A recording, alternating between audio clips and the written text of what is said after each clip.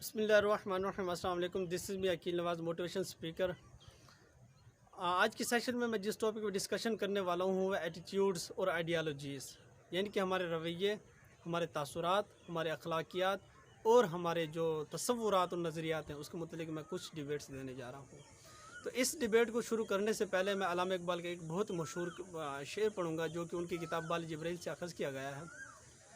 वो शेर कुछ इस तरह है कि आशना हो अपनी हकीकत से ए दहका ज़रा, दाना तू खेती भी तू बारां भी तू हासिल भी तू।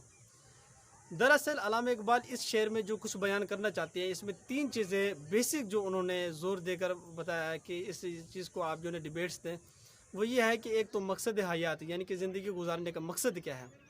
दूसरा ये कि खालिक कायनात का इस इंसान को दुनिया में भेजने का क्या मकसद है। और तीसरी चीज़ ये कि ज़िंदगी गुजारने का बेहतरीन तरीका क्या होना चाहिए, तर्ज़ अमल क्या होना चाहिए, इसके मुतलिक जो है। अब फ़र्स्ट ऑफ़ ऑल अगर हम देखें तो हमारा नज़रिया, हमारा सोच, हमारा तसव्वुर, हमारा आइडियालॉजी जो हमारे तदब्बुर सोच है उसके मुतालिक हम देखें कि हम किस कैटेगरी में खड़े हैं। हमारी लाइफ का कौन सा ऐसा जो है ना क्राइटेरिया जिसमें हम ज़वाल को जा रहे हैं या जो अरूज पा रहे हैं उसमें क्या ऐसे डिफ्रेंशिएट होता है। एक्सपर्ट्स के मुताबिक जो डायमेंशंस हैं इंसान को ग्रो करने के लिए, there are 4 dimensions in your life. ज़िंदगी में अगर आप किसी भी स्टेप पर ग्रो करना चाहते हैं तो आपको 3 किस्म के या 4 किस्म के ऐसे डायमेंशंस हैं जिनको आपने अपने लाइफ में लेना होगा। एक सेल्फ डायमेंशंस है, अपने आप को बढ़ाना। एक इमोशनल डायमेंशंस है, अपने जज्बात के ज़रिए अपने आप को अरूज पर लाना। तीसरा है कि सोशियोलॉजी डायमेंशंस हैं जो आप अपने माशरे में, अपने माहौल में और अपने जो है ना गिरदो नवा में, अपने सराउंडिंग इलाके में जो है आप उसको पैदा करके अपने आप को सुधार सकते हैं, अपने आप को जो है ना आप क्रेडिट में ले सकते हैं, अपने आप को आप अरूज पर ले सकते हैं और दूसरों को भी आप एडवांटेजेस दे सकते हैं। इस हवाले से अगर आप देखें तो आपके नज़रियात, आपके तसव्वुरात, आपके ख़यालात, आपके आइडियालॉजीज़, आपकी सोच और तदब्बुर जिस हवाले से पेशे रफ्त हैं उनको आप किस हद तक ले रहे हैं।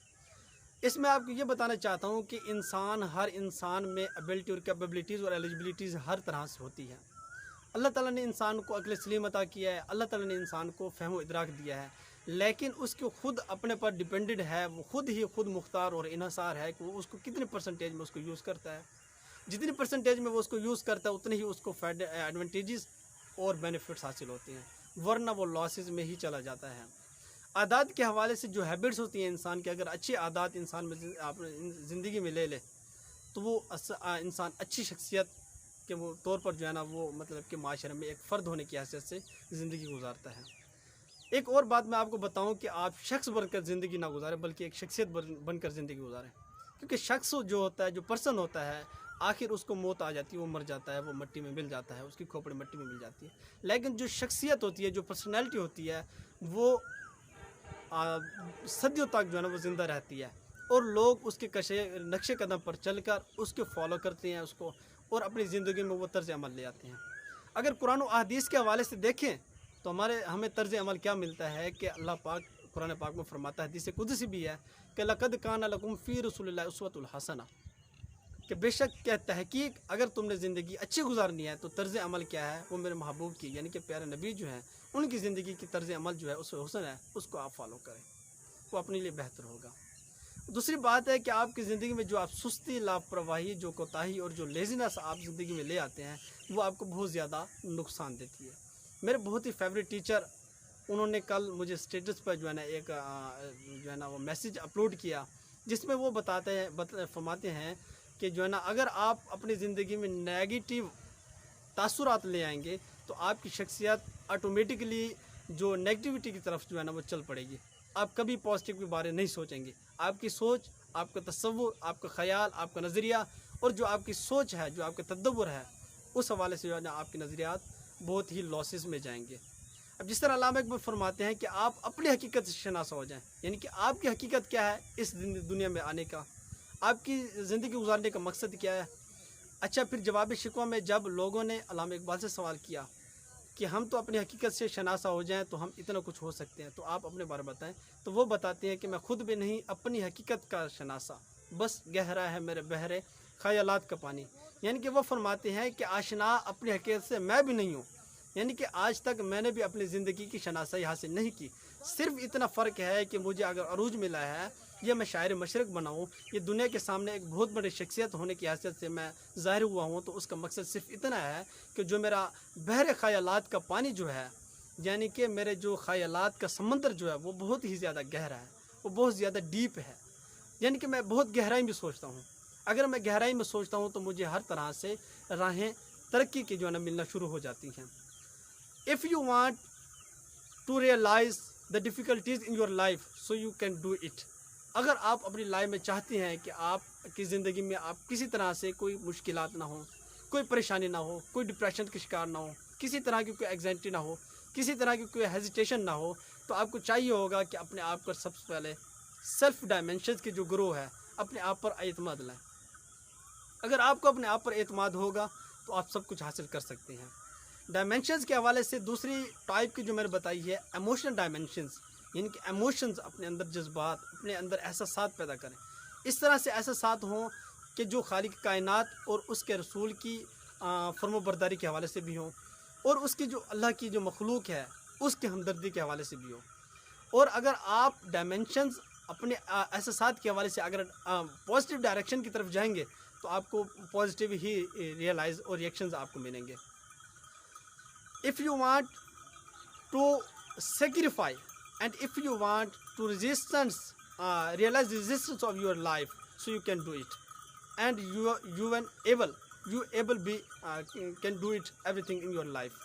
This is not complicated situation. This is not very critical situation, and this is not very contagious condition.